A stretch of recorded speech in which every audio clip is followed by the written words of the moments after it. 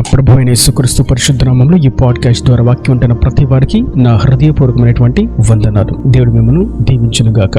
కీర్తనల గ్రంథం 17వ కీర్తన 3వ చరణం. రాత్రివేళ నీవు నన్ను దర్శించి నా హృదయమును పరిశీలించితివి, నన్ను పరిశోధించితివి, నీకు ఏ దురాలోచనయు కానరాలేదు, నోటి మాట చేత నేను అతిక్రమింపను. చదివినటువంటి వాక్య భాగంలో కీర్తనకారుడైనటువంటి దావీదు ఒక శ్రేష్టమైనటువంటి విషయాన్ని తెలియజేస్తున్నాడు. రాత్రివేళ దేవుడు నన్ను దర్శించి నా హృదయమును పరిశీలిస్తున్నాడు. ఆయన నన్ను పరిశీలించినప్పుడు నాలో ఏ దురాలోచన కానరాలేదు, నా నోటి మాటల్లో కూడా అతిక్రమము ఆయనకు కనిపించలేదు అని తన యొక్క మంచి సాక్షి జీవితాన్ని తెలియజేస్తున్నాడు. ఇదే కీర్తన గ్రంథం 18వ కీర్తన 23వ చరణంలో, దోషక్రియలు నేను చేయనొల్లకుంటుని, ఆయన దృష్టికి నేను యథార్థుడనైతిని. ఇక్కడ కూడా తను చాలా భక్తిపరుడుగా తన మంచి సాక్ష్యాన్ని పంచుకుంటూ ఉన్నాడు. ఇది చూసినప్పుడు మనకి దావీదు అంత నీతిగా ఉన్నాడా, అంత యథార్థంగా ఉన్నాడా, దేవుడు దావీదుని అంత యథార్థంగా నడిపిస్తూ ఉన్నాడా అని అన్నట్లయితే ఈ ఒక్క మాటను బట్టి దావీదు నేను పరిశుద్ధుని, నేను పవిత్రుని, నా అంట భక్తుడు లేడు, నేనే యథార్థవంతుని, దేవుడికి నేనే ఇష్టము అని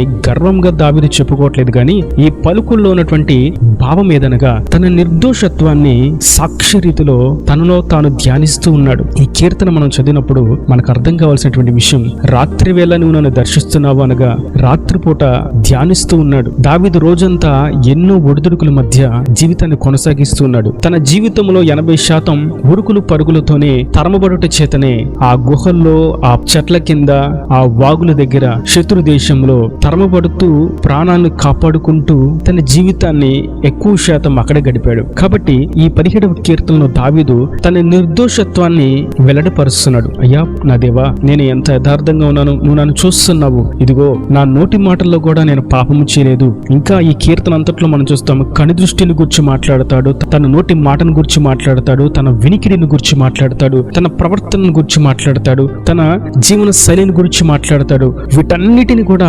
వెల్లడిపరుస్తున్నాడు. నా కను దృష్టిలో కూడా నేను జాగ్రత్తగా ఉన్నాను, నా ఆలోచనలో నేను జాగ్రత్తగా ఉన్నాను, నేను నిద్రించుటయో నేను లేచుటయో అన్ని నువ్వు ఎరిగే ఉన్నావు, నువ్వు నన్ను సమస్తమును చూస్తూ ఉన్నావు. ఇదిగో నేను ఏ పాపము చేయలేదు కదా, నువ్వు ప్రతిరోజు రాత్రి నేను పడుకున్న తర్వాత నీవు నా ఎద్దకు వచ్చి నా అంతరింద్రియంలో, నా హృదయ అంతరంగమును నువ్వు పరిశీలిస్తున్నావు, నువ్వు నన్ను దర్శిస్తున్నావు. ప్రతిరోజు నువ్వు నా ఎద్దకు వచ్చి నన్ను దర్శిస్తున్నావు, నన్ను తాకుతున్నావు, నాలో ఏదైనా పాపం ఉందా అని నన్ను ఎదుకుతున్నావు. అయ్యా నీకు ఏ దోషము కనిపించలేదు కదా అని చివరిలో అంటాడు. ఇదే కీర్తన 17వ కీర్తనలో, నేనైతే నీతి గలవాడనై నీ ముఖ దర్శనమును చేసేదను, నేను మేల్కొనినప్పుడు నీ స్వరూప దర్శనముతో నా ఆశను తీర్చుకొందును. రాత్రి పడక మీద పడుకొని తాను ఎటువంటి పరిస్థితుల్లో తరమబడుతున్నాడు, ఎటువంటి పరిస్థితుల్లో కన్నీరును విడవలసినటువంటి పరిస్థితులు ఎదురవుతున్నాయి, ఎందుకని తన మేలు పొందుకున్న వారు తనను తరుముతున్నారు, తన కడుపును పుట్టినటువంటి బిడ్డలే తనకు విరోధంగా మడిమనెత్తుతున్నారు. ఈ పరిస్థితులన్నీ ఆలోచిస్తూ రాత్రి వేళ అందరూ మౌనంగా పడుకుని ఉన్నప్పుడు, తనతో ఉన్నటువంటి జనము కూడా మౌనంగా అందరు నిద్రిస్తున్నప్పుడు, ఈ సమయంలో దావీదు మెల్లగా ఆలోచిస్తూ ఉన్నాడు. నా స్థితిని ఒక్కసారి జ్ఞాపకం చేసుకో ప్రభువా, నేను ఎటువంటి పరిస్థితిలో ఈ రోజంతా నేను నెట్టుకుంటూ వచ్చాను, ఎంత ప్రతికూలమైనటువంటి పరిస్థితుల్లో నేను ఎదుర్కొన్నాను అన్ని నువ్వు ఎరిగే ఉన్నావు. ఇదిగో ఎన్ని పరిస్థితులు వచ్చినా నేనైతే వేకువజామున మరలా లెగుస్తాను, నీ ముఖ దర్శనముతో నేను ఆశను తీర్చుకుంటాను, నిన్ను చూస్తూ ఈ ఆత్మీయ యాత్రలో ముందుకు సాగిపోతాను. అయితే నన్ను తరుముతున్నా, నాకు ఇబ్బందులు కలుగు చేస్తున్నా, నన్ను అణిచివేయాలని, నన్ను సమాధులకు పంపించాలని, నా నాశనమును కోరుకుంటున్న వారి దుస్థితి, వారి పరిస్థితిని నీవు ఒకసారి జ్ఞాపకం చేసుకో. వారి ప్రాణమును, వారి క్రియలను, వారి దుష్టత్వమును, వారి దుర్మార్గతను నీవు జ్ఞాపకము చేసుకో. వారు అయితే సంపాదించుకుని ఉండొచ్చు, గొప్ప పేరును తెచ్చుకుని ఉండొచ్చు, ఎంతో విలువైనటువంటి వస్త్రాలను వేసుకుని ఉండొచ్చు, ఎంతో విలువైనటువంటి వాహనాలు కలిగి ఉండొచ్చు, కానీ వారి జీవితం అర్ధాంతరంగా ముగియబడుతుంది. వారు సంపాదించింది ఎవరి కోసం సంపాదించారో కూడా తెలియకుండా వారు జీవితాన్ని నిలిపివేయవలసి వస్తుంది. నేనైతే నీ ముఖ దర్శనమును చూస్తూ నేను నీ రాజ్యంలో వారసుడిగా మార్చబడతానని తన యొక్క నిర్దోషత్వమును వెల్లడిపరుస్తూ, దేవుణ్ణి స్తుతిస్తూ, తనను తరుముతున్నటువంటి శత్రుల దుష్ట క్రియలు జరిగినటువంటి వ్యక్తుల యొక్క భవిష్యత్తును కూడా ఎరిగిన వాడుగా దావీదు ఈ కీర్తనను రాస్తున్నాడు. ఇంకా మనం 16వ కీర్తనలో కూడా ఇదే విషయాన్ని చూస్తాం. 7వ చరణంలో, నాకు ఆలోచనకర్త అయినటువంటి యెహోవాను స్తుతించెదను, రాత్రి గడియలలో నా అంతరింద్రియము నాకు బోధించుచున్నది. ఈ కీర్తనను కూడా దావీదు రాత్రిపూటే రాసి ఉన్నాడు.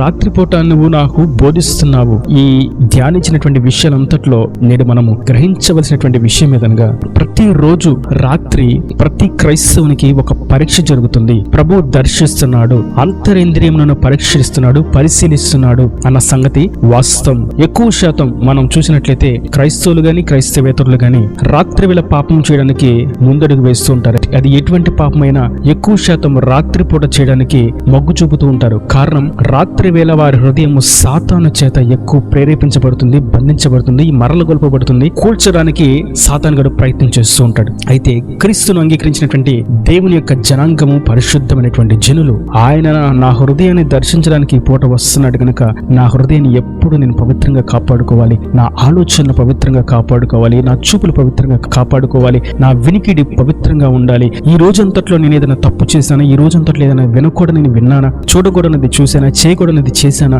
మాటల్లో, చూపుల్లో, తలంపుల్లో, ఆలోచనలో, హృదయ ఆలోచనలో, ప్రవర్తనలో, వస్త్రధారణలో, ప్రయాణంలో ఎక్కడ ఏదైనా తప్పిదమ్మ చేశానా, వ్యాపారంలో, వృత్తులు ఏదైనా చేయకూడనటువంటి పని చేశానని ధ్యానిస్తూ దాన్ని సరి చేసుకుంటూ, ఇగో నేను ఇప్పుడు సరి చేసుకోకపోతే నా దేవుడు ఇప్పుడు నన్ను పరీక్షిస్తాడు, నేను పాపము చేసిన దానను, పాపము చేసిన వాడను అవుతానని రాత్రి వేళ ప్రతిరోజు మనము శుద్ధి చేసుకోవాల్సిన వారమై ఉన్నాము. క్రైస్తవుడు మారు మనసు పొందుకున్నాడు అని మనం వింటాం. మారు మనసు అనేది ఒక పూటలో అయిపోయేది కాదు, ఒక రోజుకు సంబంధించినది కాదు, ఒక సంవత్సరానికి అంకితము చేసేది కాదు. కానీ క్రైస్తవుడు ప్రతిరోజు మారు మనసు పొందుకుంటూనే దేవుని రాజ్యానికి చేరేంత వరకు, క్రీస్తుకు కలిగినటువంటి సమరూపము పొందుకునేంత వరకు, ఆయన నిత్య రాజ్యానికి వారసులుగా, హక్కుదారులుగా మార్చబడేంత వరకు మారు మనసు దినదినము పొందుకుంటూనే ఉండాలి. అనగా ప్రతిరోజు తప్పుదమును, మనలో మనము తప్పును ఎత్తుక్కుంటూ ఇది తప్పు అని గుర్తు చేసుకొని సరి చేసుకుంటూ దేవునికి సమరూపమైనటువంటి పవిత్రతను, పరిశుద్ధతను ఆశించిన వారంగా ముందుకు సాగిపోవడమే క్రైస్తవ్యం. క్రీస్తు ప్రతిరోజు రాత్రి మన అంతరింద్రియములను పరీక్షిస్తున్నాడు. మనం అనుకుంటా నిద్రించి ఉన్నామని,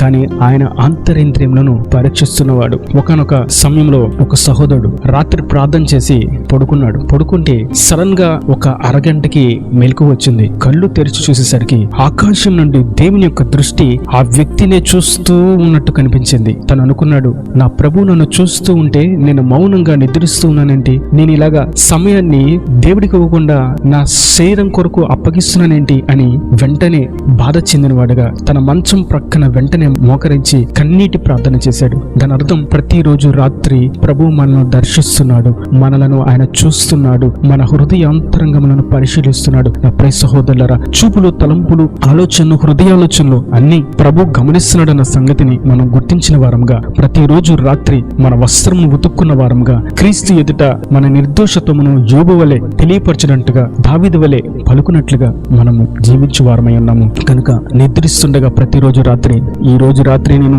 నిద్రించిన తర్వాత నా ప్రభు నా హృదయమును పరిశీలిస్తాడు అన్న సంగతిని మనం జ్ఞాపకము చేసుకోవాలి. అందుకే పేతురు అంటాడు, కలలో కూడా మనం పవిత్రంగా ఉండాలని. బయటికి ప్రతిరోజు బాహాటంగా పవిత్రంగా మనం జీవించడం మటుకు కాదు, కానీ మనం నిద్రావస్థలో ఉన్నా కూడా మన కలలో కూడా మనం పవిత్రంగా, పరిశుద్ధంగా ఉండాలని వాక్యం మనకు తేటగా తెలియపరుస్తుంది. కనుక మన మాట శైలి, మన చూపులు, మన హృదయము, మన ఆలోచనలు, మన వినికిడి, వస్త్రధారణ, క్రియలు, ప్రవర్తన, ఇవన్నీ సమస్తము పరిశుద్ధంగా, నిర్దోషత్వంగా దేవుని దృష్టికి కనిపించాలంటే మనల్ని మనమే ప్రతిరోజు రాత్రి వాటన్నిటిని గుర్తించి దేవుని ఎదుట వాటిని ఒప్పుకొని సరి చేసుకున్న వారం అయితేనే ఈ మాటను మనం పలుకోగలము. రాత్రి వేళ నువ్వు నన్ను దర్శించుతున్నావు, నా హృదయం నువ్వు పరిశీలిస్తున్నావు, నన్ను పరిశోధిస్తున్నావు, నీకు ఏ దురాలోచన కనపడలేదు, నా మాటలో గాని, నా వినికిడిలో గాని, నా చూపులో గాని, నా కను దృష్టిలో గాని ఎక్కడ కూడా నీకు పాపము కనపడలేదు అని కీర్తనకారుడు దేవుని యందు విశ్వాసం ఉంచినటువంటి విశ్వాస వీరుడు పలికినట్లుగా మనం పలుకబద్ధులమై ఉన్నాము. మరొక సందర్భంలో పౌలు అంటాడు, అతన్ని చుట్టూ ఉన్నటువంటి జన సమూహము, ఆ సైనికులు, అధికారులు పలు విధాలుగా మాట్లాడుతూ ఉంటే, అయ్యలారా, సహోదరులారా, నేను నేటి వరకు దేవుని ఎదుట పూర్తిగా మంచి అంతర్వాణితో బ్రతుకుతున్నాను, మంచి మనస్సాక్షి కలిగిన వాడుగా ఉన్నాను అని పలుకుతాడు. అనగా తాను ఏ స్థితిలో ఉన్నాడో, ఎలాగ జీవిస్తున్నాడో అన్న సంగతిలో, తాను చేసేటువంటి పనిలో, జీవన శైలిలో, జీవన విధానంలో, మనుగడలో ఎప్పటికప్పుడు పవిత్రంగా, పరిశుద్ధంగా ఉంటున్నాను, నా మనస్సాక్షిని కాపాడుకుంటున్నాను, మంచి హృదయం కలిగిన వాడుగా, మంచి అంతరంగం కలిగిన వాడుగా నేను ఉన్నాను అని ధైర్యంగా చెప్పగలుగుతున్నాడు. కనుక నా ప్రియ సహోదరులారా, మీరు నిద్రిస్తున్నప్పుడు మీ హృదయములను పరిశోధించి యెహోవా ప్రతి రాత్రి దర్శిస్తున్నాడు అన్న సంగతి వాస్తవం. రాత్రిపూట శోధనలు వచ్చేటువంటి సమయం, పాపానికి ఎరలు వేసేటువంటి సమయం, సాతాను ఉచ్చులు పెట్టేటువంటి సమయం, పాపానికి ప్రేరేపించబడేటువంటి సమయం. ఆ సమయంలో దేవుని యందు మంచి మనస్సాక్షి కలిగిన వారంగా, హృదయమును శుద్ధి చేసుకున్న వారంగా నిలబడదాం. దేవుని చేత నిర్దోషులుగా ఎంచబడదాము. దేవుని రాజ్యానికి వారసులుగా మార్చబడదాం. ఈయన దేవుని మాటలు ప్రతి వారి హృదయంలో నీరుకట్టి ఫలింపచేయునుగాక. ఆమేన్. God bless you. కళ్ళ మంచి కన్నులు మూసేటైతే మీ కొరకు చిన్న ప్రార్థన. ప్రేమ స్వరూపీకరణ కటాక్షం గల తండ్రి, నా ప్రభు పేరు నీ కృపలో భద్రపరిచి వాక్యాన్ని ప్రతిగబడంగా నిండాలుగా దీవించండి. హృదయాంతరంగపు ఎదలోతులో ఉన్న వాటిని పరిశీలించి యెహోవా, నీవు ప్రతి రాత్రి వేళ నీ ప్రియబిడ్డలను మీరు దర్శిస్తున్నారని, హృదయమును పరిశీలిస్తున్నారని, మీరు పరీక్షల్లో వీరు ఎలా నిలబడుతున్నారని పరిశీలిస్తున్నారని మీరు సెలవిచ్చారు తండ్రి. ప్రతి ఒక్క బిడ్డ నీ దృష్టికి యథార్థవంతులుగా జీవించినట్లుగా చూపులో గాని, తలంపులో గాని, ఆలోచనలో గాని, మాటల్లో గాని, వినికిడిలో గాని, వస్త్రధారంలో గాని, ప్రయాణాల్లో గాని, ప్రతి విషయంలో కూడా, వ్యాపారాల, వృత్తుల్లో, చదువుల్లో, అన్ని కోణాల్లో యథార్థంగా, పవిత్రంగా, పరిశుద్ధంగా హృదయమును మనస్సాక్షిని కాపాడుకున్న వారుగా కృపను అనుగ్రహించి వారి ప్రతి అవసరం కరుణని మహిమశులు తీర్చి నిండాలుగా దీవించి అక్కడ రాజ్యాన్ని సిద్ధపరచమని యేసు పరిశుద్ధ నామమున ప్రార్థించి వేడుకుంటున్నాను తండ్రి. ఆమేన్. ఆమేన్.